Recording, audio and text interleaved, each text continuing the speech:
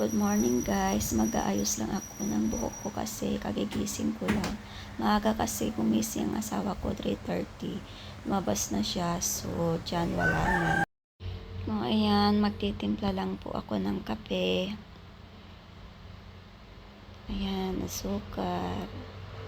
Sunod natin yung kape. So guys, sinaman natin maiwasan kapag pagkising natin ng umaga. Yan po ang inuuna nating pupuntahan sa kusina. So habang nagtitimpla kasi ako dyan, iniisip ko, hanap ko dyan na part si Chiki kung asan na siya. So ayan, bigla siyang sumulpot.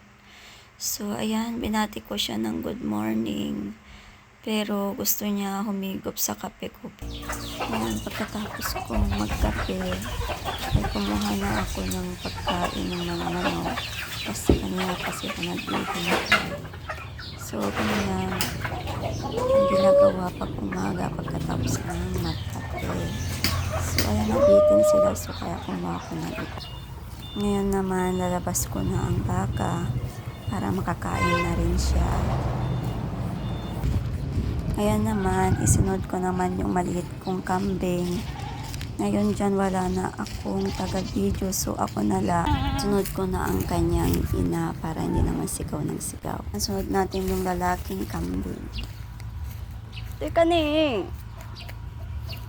Ayan. So ngayon, nailabas ko na lahat sila. So kailangan natin maglinis ng bahay nila. Kasi marami silang dumi at saka dapat pagbalik nila sa bahay nila ay malinis na rin. Kagaya rin ng mga tao, dapat paglabas o paggaling sa trabaho, malinis pag-uwi. Yan ang kukunin nating pagkain ng baka at kambing. Ito muna ang aking unang kukunin ng kanilang pagkain. Pangalan niya ito ay nipper. So tara, kukuha na tayo. So minsan itong halaman nito ay nakakasugat din sa kamay. Kaya minsan dinahan-dahan ko. Pero ngayon, tanghali na kasi mainit na. So binilisan-bilisan ko na lang kumuha. Kasi tapos may langgam pa. So, talaga may iwasan. So, ayan, lumapit siya sa akin. So, kinuha ko ng tali niya at inilapit ko sa pinagkukunan ko ng kanyang pagkain. So, ngayon, sunod ko na ang kanilang inumin kasi ang init ng araw ngayon. Saka isinabay ko na rin yung pagkain nilang daon ng mais. Ayan, papainom ako ng baka. So, for today's video, yan lang muna. Thanks for watching. God bless you.